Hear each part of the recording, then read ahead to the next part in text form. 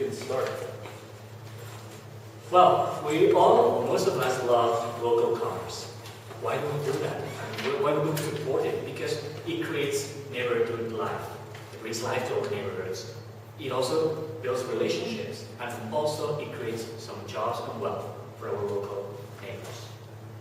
However, this local commerce is facing a big trouble because they're suffering the pressure of the big services, and they cannot compete with them. Why? Because these large chains, supermarkets and hardware stores, they have cheaper prices, a wider variety of products, and longer or extended, opening times, with which they cannot compete.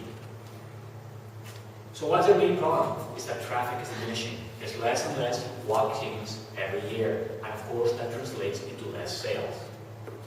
And the problem is that they don't have the marketing know-how or the resources to revert that trend and bring back those customers that they're losing to the big chains or more and more online shopping.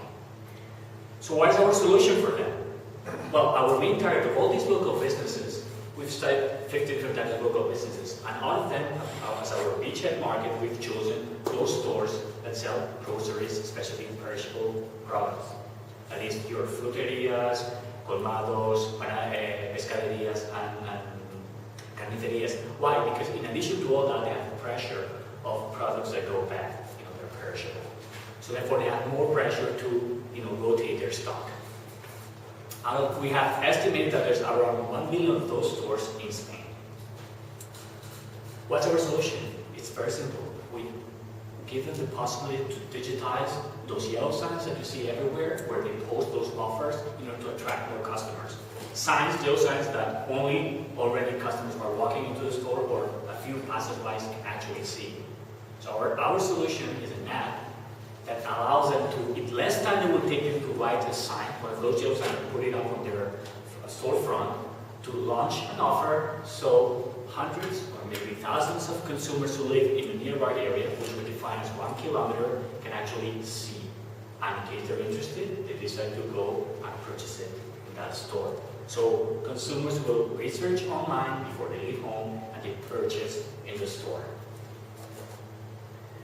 Of course, there are lots of apps and platforms and websites that have those things called daily deals or flash sales or coupons or catalogs. And we are aware of that. We have studied, we won't claim all of them, but many of them. What we have found is that even if they all claim to target local commerce, the truth of the matter is that they work for big chains.